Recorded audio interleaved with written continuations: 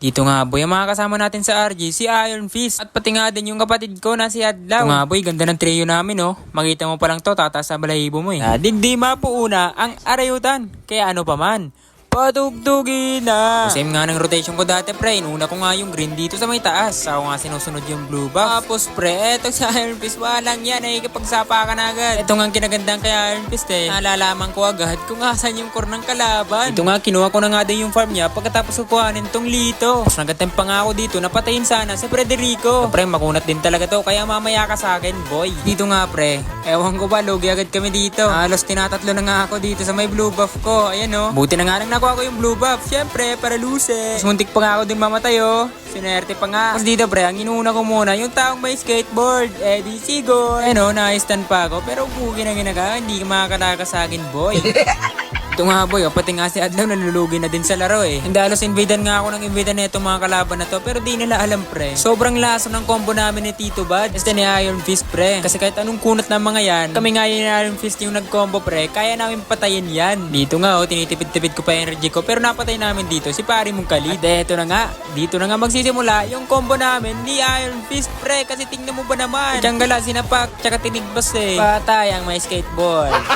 Sa mga oras nga na to pre, si Dampog, sobrang lamang na at sobrang sakit na nga din. Siyempre, hindi tayo papayag na mapatay tayo niyan. At kukunin nga natin yung gold niya dito, yan o.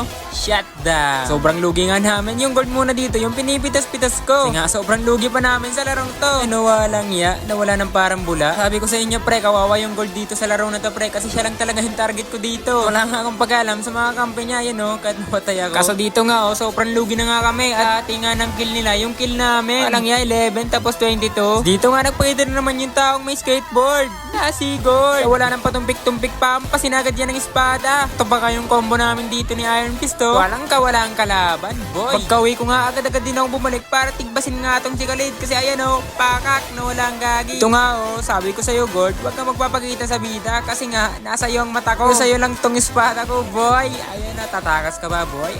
Patay, ang gwapo. Grabe nga dito si Tito Badzo. Kulong na kulong yung kalaban. Pero nakatakas nga bigla. Kaso nga lang, ba't bumalik pa yon? Tarantado. Tapos dito nga pre, halos med na nga ng kalaban yung base namin. Kasi tingnan mo ba naman, yung Moskov na andito na. Tapos muntik pa nga ako dito mapatay oh. Isang hit na lang, gagi. Pero ano ang kala mo? Papatagasan kita? Hindi boy.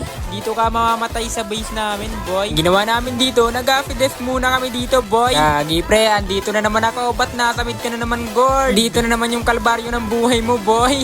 Ba nga ni Mike Enriquez, hindi ka namin tatantanan. Tapos dito nga pre, nagkami-kami wave no naman si pare mong Gord. No?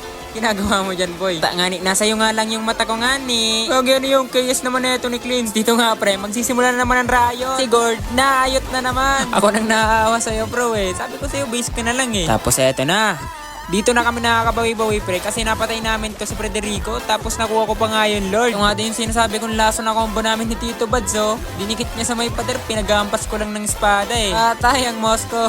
Tapos dito tol, yung Gord nasa likod na part. Hindi niya alam pre, kaya ko siyang pasukin. O yan o ka boy, piplikir ka pa? Hindi, kahit mag-freestyle ka pa dyan, mamamatay ka pa rin boy. Ito nga sa part ito, si Dampog nagpapalpo. Pusakto nga din ha, andito nga si Professor mo Gord. Yung nga nakapokus ang taong ini.